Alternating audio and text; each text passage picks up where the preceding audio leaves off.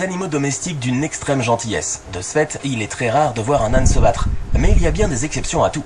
Comme cet âne qui, même si son intention première n'était pas de déclencher une bagarre, mais plutôt de se trouver un ami, s'est retrouvé malgré lui entraîné dans une bataille féroce.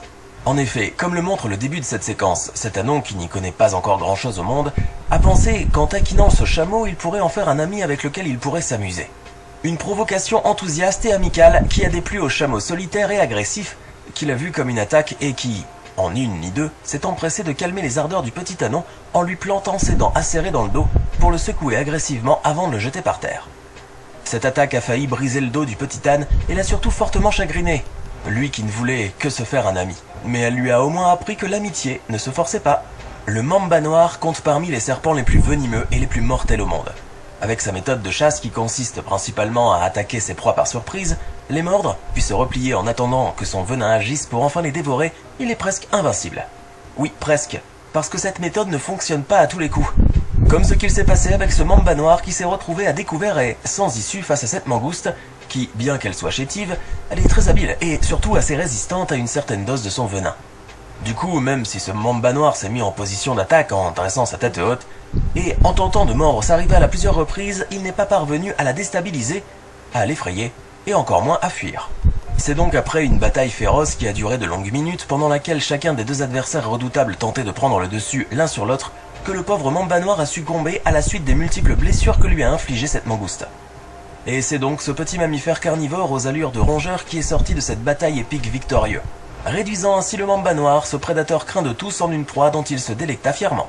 Une fin assez triste pour ce serpent.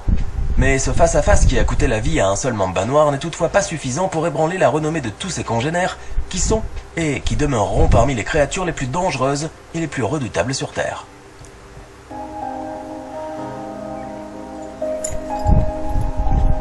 De chaque match, vainqueur, python de 150 kg et de presque 10 mètres de long à cet imposant alligator, les deux prédateurs sanguinaires se battent comme chez les humains pour un titre. Dans ce cas, c'est celui du prédateur suprême du parc national des Everglades, en Floride. Cependant, contrairement à nous, il n'y a pas que le titre qui est en jeu, mais aussi leur vie. C'est pour cette raison que chacun des deux gigantesques reptiles essaie du mieux qu'il peut pour avoir le dessus. Le python grâce à sa force de constriction et l'alligator en usant de la puissance de sa mâchoire. Mais au bout de plusieurs heures de bataille sans merci, nos deux combattants se sont rendus à l'évidence. C'est un match nul, et le titre de prédateur suprême des Everglades leur revient tous les deux de droit. Certes, il leur aura fallu se tenir tête jusqu'à l'épuisement, mais le courage, la ténacité et la férocité de ces deux guerriers des marécages leur ont permis de repousser leurs limites, et d'apprécier cette bataille entre rivaux du même niveau. À l'issue donc de cet affrontement, même s'il n'y a pas eu de poignée de main entre les deux reptiles, le fait que les deux prédateurs aient battu en retraite est probablement le plus haut signe de respect que l'un pouvait avoir envers l'autre. Autant certains affrontements dans le monde animal transpirent la brutalité et l'agressivité, autant d'autres combats dégoulinent de mignonnerie. Combat et mignonnerie dans la même sang et surtout extrêmement mignons, ces deux petits lapinous qui se battent debout sur deux pattes à coups de gifles interminables. Maintenant vous savez que même les combats peuvent être adorables, mais vous avez tout de même une question qui vous chiffonne et qui vous empêche d'apprécier les images de cet affrontement entre ces deux lapins comme il se doit. Mais pourquoi diable c'est décevoir? Je n'ai pas la réponse à cette question. Mais libre à vous d'imaginer que c'est à cause d'une carotte que cette bataille a démarré, ce qui vous enlèvera une épine du pied et vous permettra d'apprécier encore plus ce combat tout aussi étonnant que drôle. Tous les combats d'animaux ne sont pas toujours aussi drôles et attendrissants que l'a été l'affrontement entre les deux lapins. Et Chris Bates, en effet, en janvier 2022, alors qu'il accompagnait un groupe de touristes dans une tournée au parc, il a voulu les épater. Il leur a donc sorti le grand jeu et les a conduits jusqu'au territoire des énormes éléphants d'Afrique, et il faut dire que cette visite a été un franc succès. Être aussi proche de ces animaux gigantesques dans leur habitat naturel a plus que fasciné les touristes de Chris. Malheureusement, les animaux sauvages sont imprévisibles. C'est donc sans aucune raison apparente que ces deux énormes éléphants de 6 tonnes chacun ont commencé à se battre et tandis qu'ils se donnaient des coups de trompe et de défense, ils aplatissaient les grands arbres de la savane comme s'ils n'étaient que d'insignifiantes mauvaises herbes. Une scène qui a terrifié notre guide chevronné et ses touristes. Et ce, pendant les 10 minutes qu'a duré le combat entre ces deux colosses. Heureusement, notre guide a pu garder son calme et maintenir son groupe en sécurité jusqu'au bout. Et aujourd'hui, avec du recul, il peut enfin apprécier la chance qu'il a eue d'avoir pu assister à ce combat unique et majestueux. Tant que nous nous trouvons dans le parc national Kruger en Afrique du Sud, profitons-en pour y assister à un autre combat épique entre deux grands prédateurs. Et cette fois-ci, ce sera un affrontement félin entre un lion et ce léopard qui ne voulait que profiter d'un petit moment de répit. Et même si dans la jungle il n'y a pas de temps pour la détente et le repos, ce léopard s'est trouvé quand même un petit coin à l'ombre et en hauteur.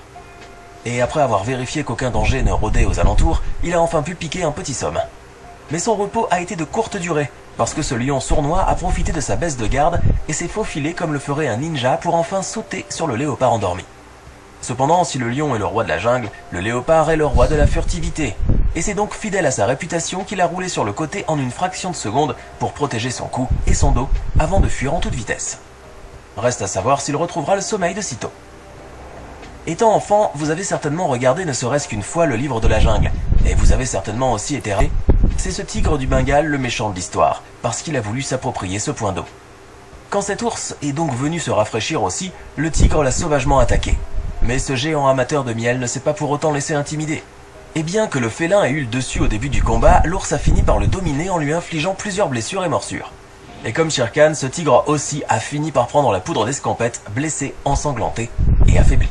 Maintenant que vous connaissez l'issue du combat réel entre Shere Khan et Baloo, il vous rend triste plus qu'autre chose. Mais que voulez-vous, la réalité est beaucoup plus brutale et dure à encaisser que toutes les rivalités du monde. On entend souvent dire que les babouins font partie des primates qui ressemblent le plus à l'homme, qu'on en oublie parfois qu'ils sont des animaux sauvages et de redoutables chasseurs. Ce qui nous amène à cette séquence filmée dans la vallée du Grand Rift au Kenya, dans laquelle vous pouvez voir ce groupe de flamants roses insouciants profiter de leur journée dans l'un des multiples lacs de soude de la région, en gardant un œil sur le ciel qui regorge de prédateurs comme les aigles et les marabouts. Mais cette fois-ci, le danger survient de là où ils s'y attendent le moins. Oui, ce babouin principalement herbivore, mais qui se nourrit de presque tout en allant des poissons aux petites antilopes, est le dangereux prédateur qui menace la quiétude de ces oiseaux.